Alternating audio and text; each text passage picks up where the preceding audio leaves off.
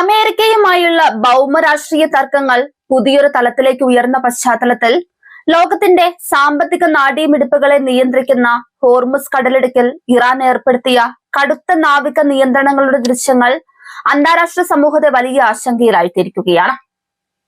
മേഖലയിൽ നിന്നും പുറത്തു വന്ന ഡ്രോൺ ദൃശ്യങ്ങൾ പശ്ചിമേഷ്യയിലെ നിലവിലെ കടുത്ത യുദ്ധസമാനമായ അന്തരീക്ഷത്തിന്റെ നേർചിത്രമാണ് വ്യക്തമാക്കുന്നത്.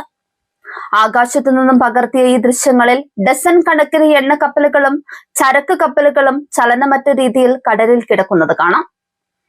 ആഗോള എണ്ണ വിപണിയുടെ സുഗമമായ ഒഴുക്കിനെ പൂർണ്ണമായും ആശ്രയിക്കുന്ന ഒരു പാതയെന്ന നിലയിൽ ഹോർമുസ് കടലിടുക്കിലെ നേരിയ ചലനങ്ങൾ പോലും ലോകരാജ്യങ്ങൾ അതീവ ജാഗ്രതയോടെയാണ് വീക്ഷിക്കുന്നത്. നിലവിലെ സാഹചര്യത്തിൽ കപ്പലുകളുടെ ഗതാഗതം സങ്കീർണമായ പരിശോധനകൾക്ക് വിധേയമാക്കാൻ ഇറാൻ തീരുമാനിച്ചതോടെ കടലിടുക്കിലൂടെയുള്ള യാത്ര ദുഷ്കരമായി മാറിയിരിക്കുകയാണ്. സാധാരണഗതിയിൽ അതീവ തിരക്കേറിയ ഈ ജലപാത പെട്ടെന്ന് ശാന്തവും നിശ്ചലവുമായി മാറിയത് അന്താരാഷ്ട്ര മാധ്യമങ്ങളിലും വലിയ ചർച്ചയായിട്ടുണ്ട്. ഇറാനിയൻ മാധ്യമങ്ങൾ പുറത്തുവിടുന്ന വിവരങ്ങൾ പ്രകാരം ബുധനാഴ്ചയ്ക്ക് ശേഷം കേവലം 30ഓളം കപ്പലുകൾക്ക് മാത്രമാണ് ഈ മേഖലയിലൂടെ കടന്നു പോകാൻ അനുമതി ലഭിച്ചിട്ടുള്ളത്. ഒരു ദിവസം 100 കണക്കിന് കപ്പലുകൾ സഞ്ചരിക്കുന്ന ഈ പാതയിൽ ഇത്തരമൊരു നിയന്ത്രണം ഏർപ്പെടുത്തുന്നത് അന്താരാഷ്ട്ര വ്യാപാരത്തെ എത്രമാത്രം സാരമായി ബാധിക്കുമെന്നത് ഊഹിക്കാവുന്നതേയുള്ളൂ. ഇറാൻ ഭരണകൂടം തങ്ങളുടെ തന്ത്രപരമായ സ്ഥാനം ഉപയോഗിച്ച് ആഗോളതലത്തിൽ സമ്മർദ്ദം ചെലുത്താൻ ശ്രമിക്കുന്നതിന്റെ വ്യക്തമായ സൂചനയാണിത്. ഭയപ്പെടുത്തുന്ന നിശബ്ദതയാണ് ഇപ്പോൾ ഹോർമുസ് കടലിടുക്കിൽ അനുഭവപ്പെടുന്നത് എന്നാണ് പ്രതിരോധ നിരീക്ഷകർ വിലയിരുത്തുന്നത്. പ്രകൃതിദത്തമായി തന്നെ കപ്പൽ ഗതാഗതത്തിന് പലവിധ വെല്ലുവിളികൾ ഉയർത്തുന്ന ഈ ഇടുങ്ങിയ കപ്പൽ പാതയിൽ ഇപ്പോൾ കൃത്രിമമായ തടസ്സങ്ങൾ കൂടി സൃഷ്ടിക്കപ്പെട്ടിരിക്കുന്നു. ഇറാൻ നാവികസേനയുടെ കർശനമായ നിരീക്ഷണത്തിലാണ് ഇപ്പോൾ ഓരോ കപ്പലുകളും കടന്നു പോകുന്നത്. ഈ ദൃശ്യങ്ങൾ പുറത്തു വന്നതോടെ ആഗോള ഇന്ധന സുരക്ഷയെക്കുറിച്ചുള്ള ആശങ്കകൾ വീണ്ടും സജീവമായിട്ടുണ്ട്. അമേരിക്കയും ഇറാനും തമ്മിലുള്ള ശത്രുതയ്ക്ക് പതിറ്റാണ്ടുകളുടെ പഴക്കമുണ്ടെങ്കിലും ഇപ്പോഴത്തെ അസ്വാരസ്യങ്ങൾ ആഗോള സമ്പദ് വ്യവസ്ഥയെ നേരിട്ട് ബാധിക്കുന്ന തലത്തിലേക്ക് വളർന്നിരിക്കുന്നു.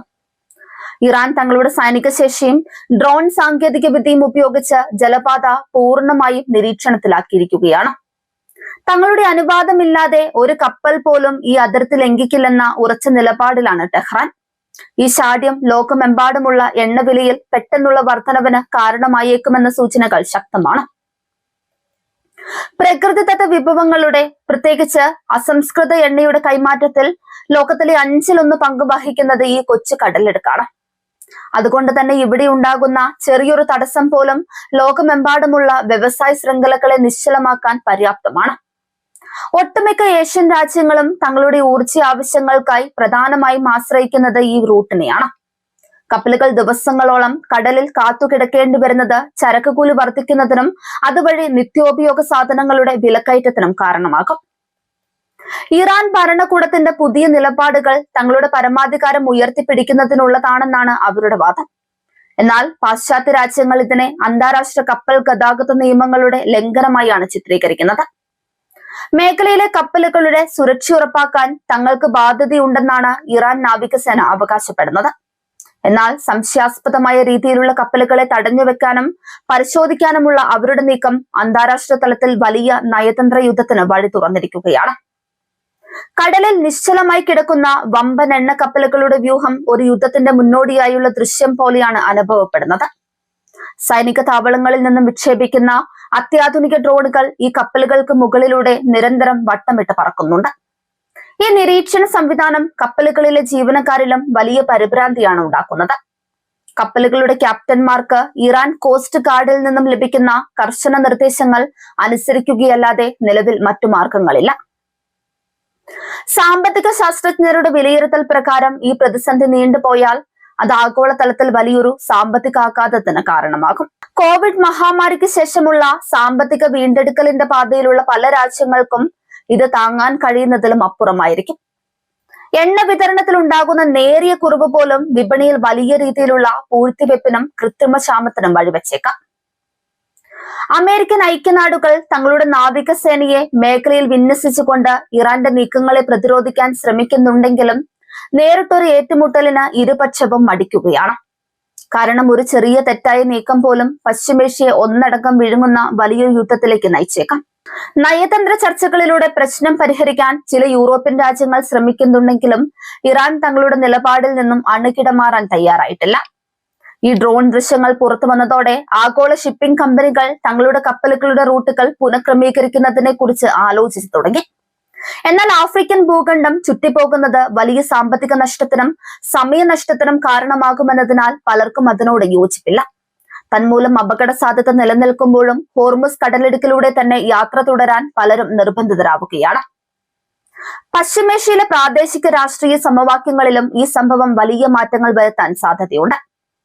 ഇറാന്റെ അയൽ രാജ്യങ്ങളായ Saudi Arabia, United Arab Emirates തുടങ്ങിയ രാജ്യങ്ങളും ഈ പ്രതിസന്ധിയെ അതീവ ഗൗരവത്തോടെയാണ് കാണുന്നത്.